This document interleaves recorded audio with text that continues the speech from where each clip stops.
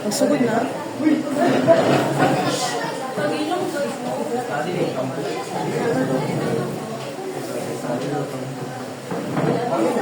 Isang teacher na wala. Ano po kaya?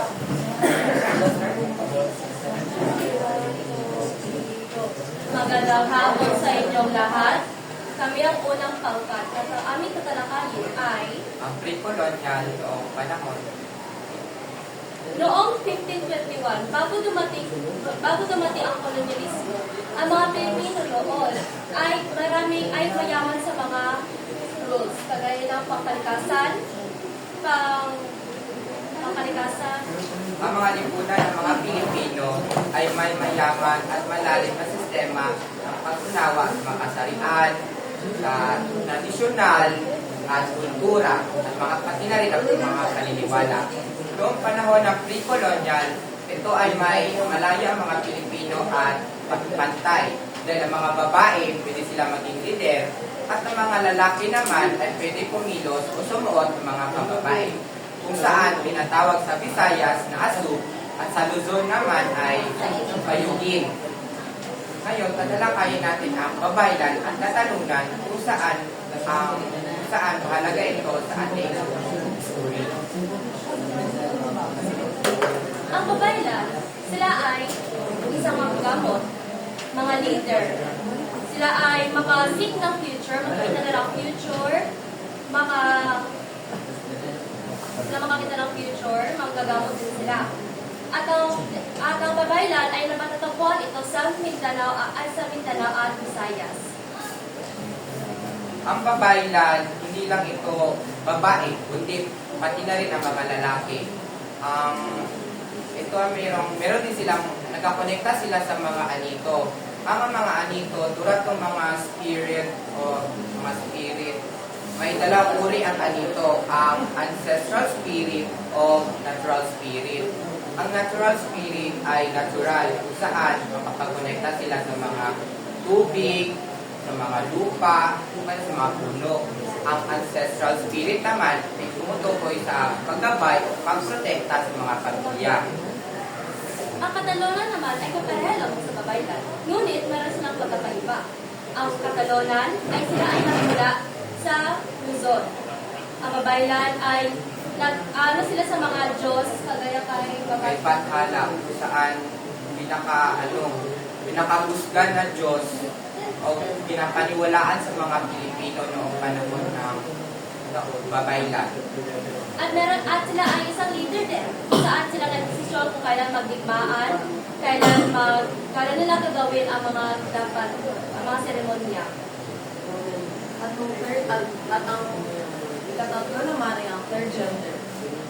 May pagkakapareho din sila nung dalawa katulad ng babaylan at Catalonia.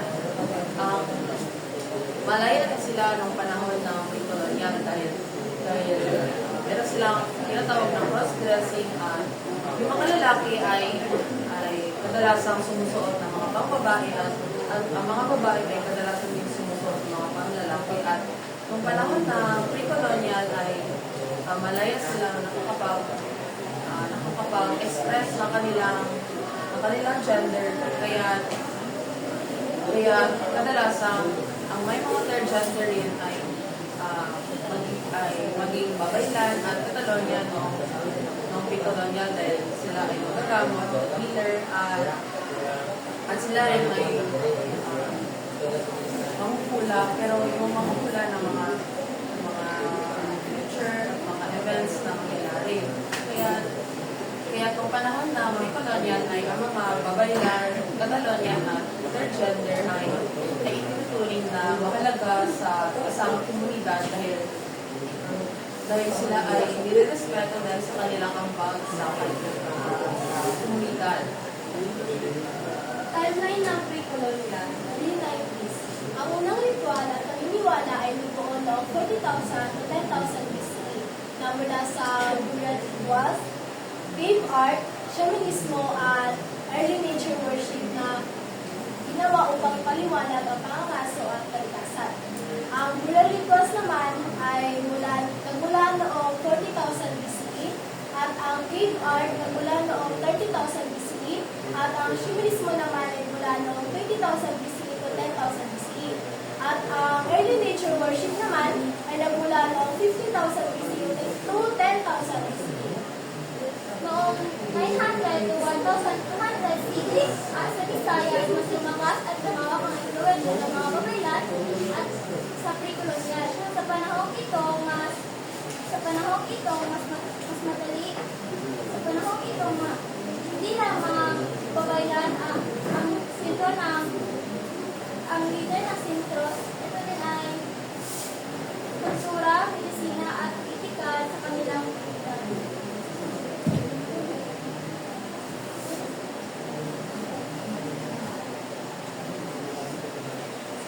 Ang 1,400 to 1,500 CE ay itinuring ng panahon kung kailan ang mga babaylan, ang mga spiritual na leader, ang gagamot at tagapang ng komunidad. Noong 1,300 hanggang 1,400, sa panahon pagdumating ng mga Kastila, ang mga Tagalog ay nag-organisado ng namumunuan ng dato Bulaha sa kanilang mga pamumunan. Sa panahong ito,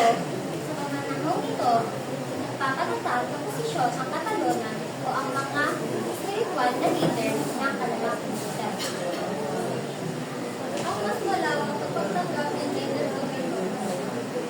Ang napasalipunan na ideya ng gender hindi limitado sa lalaki o babae lang. Pinapahalagahan ito ang karapatan ng mga tao na humili kung paano nila makita ang kanilang sarili sa kanilang pagkikilanlan, asal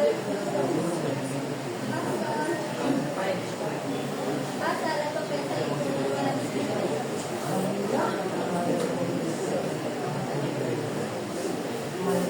Kaya noong panahon ng pre-colonial ay sabi namin malaya at walang diskusyo nararanasan dahil sa wala pang influensya ng mga Kastila o mga religiyon.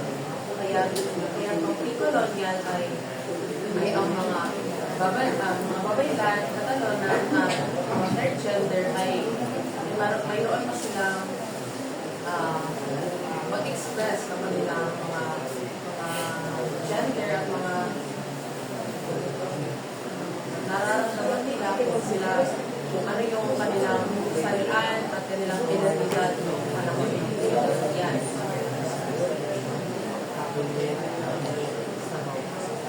At dito natatapos ang panahon ng pre-colonial.